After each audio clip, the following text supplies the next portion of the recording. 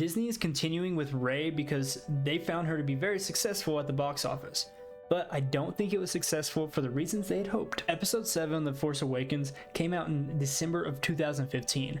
Before that, the last movie we got following the main storyline of the Skywalker saga was in 2005.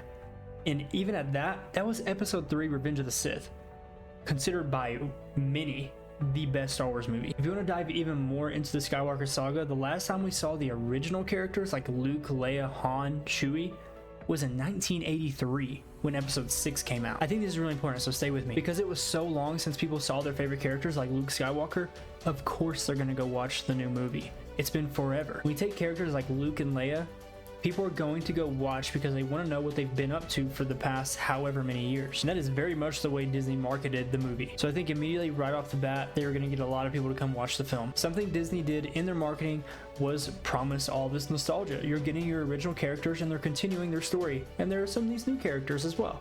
But that's not really what we got, to be honest. When the first film came out, it was just an okay movie. It wasn't terrible, but it also wasn't the best. The biggest talking point of the first film and the sequels was that cliffhanger with Luke Skywalker at the very end. Everybody's been wondering this entire time, what's Luke been up to? Where's he been? Why is he there?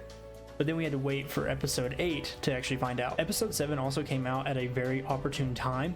Not only did we have to wait 10 years for the next Star Wars film and the main storyline, there was also like basically no competition for Star Wars at the time. I think the cliffhanger for Luke Skywalker set up Episode 8 for success immediately.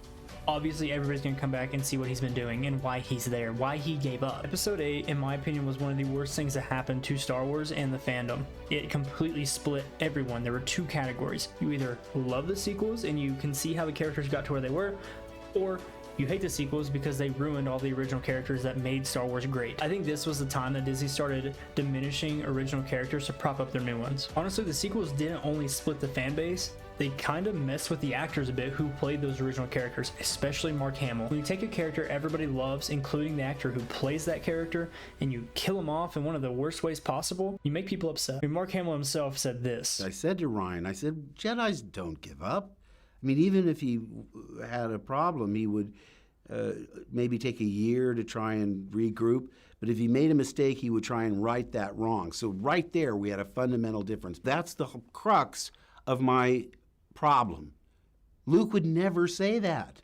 I'm sorry. Well, in this version, see, I'm talking about the George Lucas Star Wars. This is the next generation of Star Wars. So I almost had to think of Luke as another character. Maybe he's Jake Skywalker. He's not my Luke Skywalker, but I had to do what Ryan wanted me to do because it serves the story well. But listen, I still haven't accepted it completely. He also even tweeted this. Because Disney did that and split the fan base so much, they had to do something to get everybody to come back for Episode 9. At this point, you have to remember Disney's already 2 movies into a trilogy. They're gonna have to make the last one. But the trouble is getting everyone to come back and watch it. So how do they do that? They bring back one of the greatest villains in all of fiction, Emperor Palpatine. Somehow Palpatine returned. Again, using nostalgia, they're bringing people into the theaters to figure out how in the world Palpatine survived. Because throughout the entire sequel trilogy and the original trilogy, there was no indication whatsoever that Palpatine could have survived. Then after everybody watched Episode 9, they left with a very bad taste in their mouth because honestly, it didn't explain a whole lot and it kind of just continued to ruin people we like. Again, leaving the fan base very split. If you solely look at the box office of the sequels, all 3 movies, they did really well.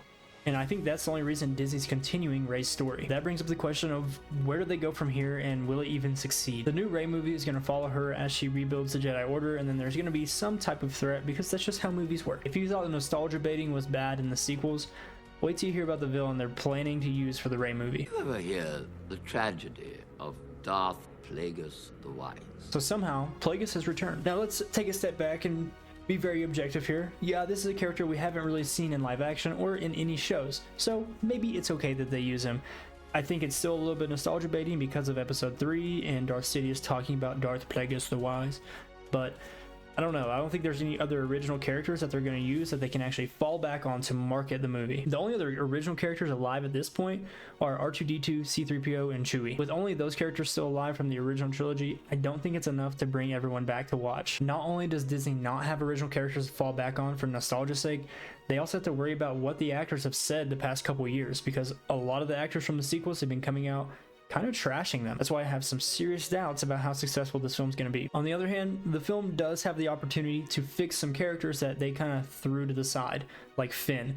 They tossed him to the side for the Chinese audiences, and I think they can take this opportunity to really fix that character. No matter what nostalgia bait or story they plan to follow, I think this film is going to be a true test bed to see how many people are actually interested in Rey and her story. I also think all the other Star Wars films are going to be test beds for how interested people are in those stories. I think Disney's using all these different movies to decide which path they actually want to go down. Do they follow Mandalorian and Grogu? Do they follow Rey?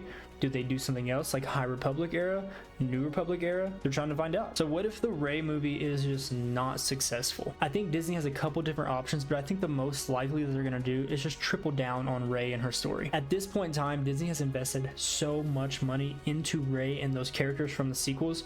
I don't see them backing down and just really trying to force it on us. Another option they do have is to just make that Rey movie and the sequels legends like they did a lot of other Star Wars projects, and just restart the sequels, making it something maybe following Luke, Leia, and Ahsoka as they try to take down Thrawn. It's also possible that they just move on completely to other characters like Ahsoka, Grogu, Mandalorian, or they just go back in time to like Old Republic or High Republic era. They're even testing the waters a little bit with the Acolyte in the High Republic era. And then the least likely option I think they're gonna do is just reboot Star Wars completely. That way they can make the story exactly how they want and actually build up to things properly. But I'll tell you right now, if they're gonna reboot Star Wars, they better wait like 60 years for all the original fans to be long gone. There will be riots in the streets. No matter what, only time will tell how interested audiences are in Rey's story moving forward. I would love to know what your thoughts are, so please let me know in the comments below.